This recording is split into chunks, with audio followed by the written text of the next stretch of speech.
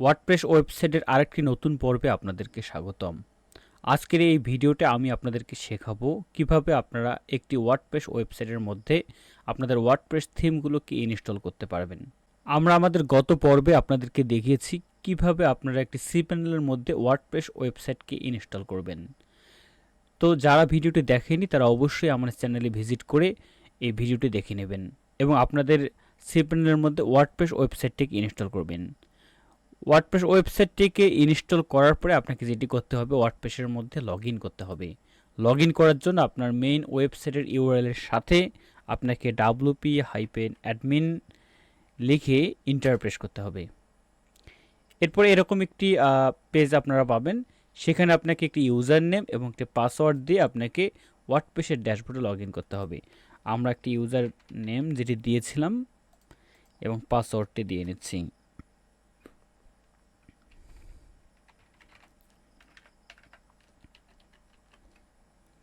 এরপর লগইন বাটনে ক্লিক করব। আপনারা দেখতে পাচ্ছেন খুব সুন্দরভাবে আমি ওয়ার্ডপ্রেস ড্যাশবোর্ডের মধ্যে লগইন করে ফেলেছি। এবারে যে প্রথম কাজটি, সেই প্রথম কাজটি হচ্ছে আপনাকে অবশ্যই একটি আগে থিম ইনস্টল করতে হবে। তো আমরা এখানে থিম ইনস্টল করার জন্য যে কাজটি করতে পারি তা হলো অ্যাপিয়ারেন্সে যাব, অ্যাপিয়ারেন্স থেকে থিমসের মধ্যে ক্লিক করব। এখানে থিমসে ক্লিক করলে আপনারা এখানে কয়েকটি থিম দেখতে পাবেন। এই থিমগুলো সাধারণত ডিফল্টভাবে আপনারা যখন ওয়ার্ডপ্রেস ইনস্টল করেন এই থিমগুলো ইনস্টল হয়ে থাকে।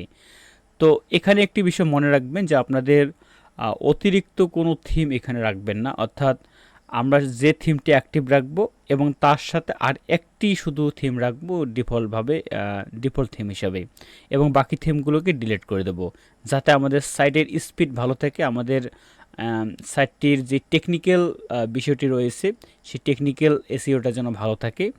তো আমরা এক্সট্রা থিমগুলো ডিলিট করে দিই, ডিলিট বাটনে ক্লিক করব, এটিও ডিলিট করে দিই। কারণ হচ্ছে আমরা আরও একটি থিম যেহেতু আমরা ইনস্টল করতে যাচ্ছি সেহেতু আমাদের এই থিমটি কিন্তু ডিফল্ট হিসেবে থাকবে। তো থিম, নতুন থিম ইনস্টল করার জন্য যে কাজটি আমরা করতে পারি, অ্যাড নিউ থিমের মধ্যে ক্লিক করতে হবে।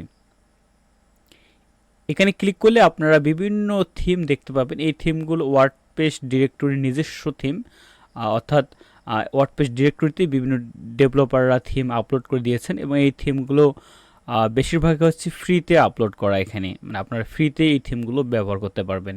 কিন্তু এই থিমগুলোর কিছু ভার্সন রয়েছে যেগুলো লিমিটেড ফিচার দিয়ে রেখেছে তারা, আপনি চাইলে সেগুলো প্রিমিয়াম ভার্সন কিনে চালাতে পারেন। তো এখানে বেশিরভাগই যেহেতু ফ্রি থিম দেওয়া আছে, তো আপনাদের প্রয়োজন অনুযায়ী আপনাদের যে ধরনের থিম দরকার আপনার সেই ধরনের থিম এখানে কিন্তু ইনস্টল করতে পারেন। যেমন ধরুন জেনারেট পেজ একটি থিম যেটি ব্লগ ওয়েবসাইটের জন্য খুবই একটি জনপ্রিয় থিম এবং খুবই লাইট ওয়েট একটি থিম। সুতরাং এই থিমটি ইনস্টল করলে আপনার সাইটের স্পিড অনেক সুন্দর থাকবে। তো আমরা এই থিমটিকে আপাতত ইনস্টল করে নিচ্ছি। ইনস্টল হয়ে গেল। আমাদের এখন পরবর্তী কাজ হচ্ছে এই থিমটাকে অ্যাক্টিভ করা। আপনারা চাইলে এখানে অ্যাক্টিভ বাটনে ক্লিক করে অ্যাক্টিভ করতে পারেন কিংবা থিম সিলেক্ট করতে পারেন। আমরা এখান থেকে অ্যাক্টিভ করে দিচ্ছি। আপনারা দেখতে পাচ্ছেন যে এখানে জেনারেট পেজ থিমে অ্যাক্টিভ দেখাচ্ছে এবং কিছুক্ষণ আগে যে থিমটি অ্যাক্টিভ হিসেবে ছিল সেটি কিন্তু এখন ডিফল্ট থিম হিসেবে কাজ করবে। এরপরে আমরা যদি মনে করি যে না আমাদের এই জেনারেট পেজ থিমটি মানে পছন্দ হচ্ছে না, আমরা অন্য একটি থিম ইনস্টল করবো, সেক্ষেত্রেও কিন্তু আপনি করতে পারবেন। তার আগে আমরা একটু সাইটের গেট আপটা একটু দেখে নিই যে চেঞ্জ হলো কিনা থিমটা ইনস্টল করার পরে। দেখুন যে একটু আমাদের গেট আপটা একটু চেঞ্জ হয়ে গেছে। আমরা যদি অন্য কোনো একটা থিম ট্রাই করি, ধরুন যে আমার একটি নিউজ পেপার সাইট তৈরি করব, সেক্ষেত্রে আমি ফ্রিতে একটি নিউজ পেপার থিম চাচ্ছি। তো আমি এখানে গিয়ে সার্চ করব নিউজ পেপার।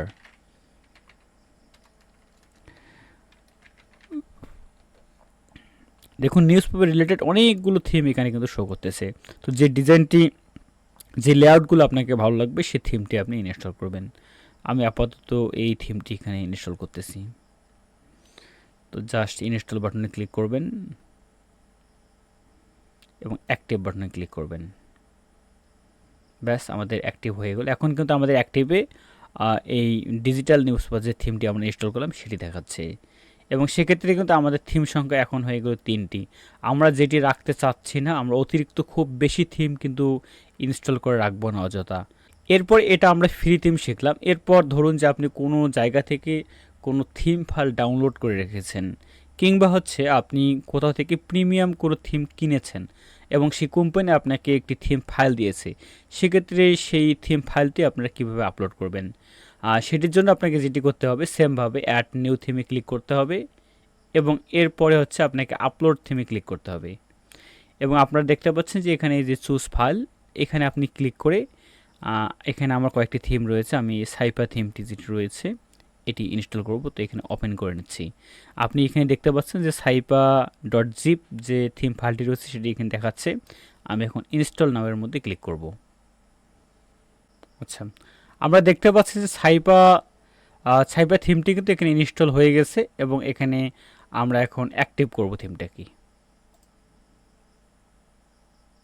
এখন দেখতে পাচ্ছি আমরা অ্যাক্টিভে সাইপা থিম দেখাচ্ছে এবং আমাদের ওয়েবসাইটটা একটু রিলোড দিয়ে দেখি যে আমাদের গেটআপটা একটু চেঞ্জ হলো কিনা। হ্যাঁ, আমাদের সাইপা থিমটি ইনস্টল হয়ে গেছে এবং আমাদের গেটআপটা কিন্তু একটু চেঞ্জ হয়ে গেছে। তো এভাবেই মূলত আমাদের ওয়ার্ডপ্রেস সাইটের মধ্যে এই থিমগুলো ইনস্টল করতে হয় এবং এই থিমগুলো ইনস্টল করা খুবই সহজ। আপনারা চাইলে আপনাদের এই থিমগুলো আপনাদের সি প্যানেল থেকেও কিন্তু ইনস্টল করতে পারবেন। সেক্ষেত্রে যার সি প্যানেলের মধ্যে আপনাকে এই জিপ ফাইলটি ইনস্টল করে আপনাকে আনজিপ করতে হবে। তো সে নিয়েও আমি একটি নতুন ভিডিও একটা তৈরি করব। আপনারা যদি সেটি প্রয়োজন হয় অবশ্যই কমেন্ট করে জানাবেন। সে পর্যন্ত সবাই ভালো থাকুন, সুস্থ থাকুন। ধন্যবাদ সবাইকে।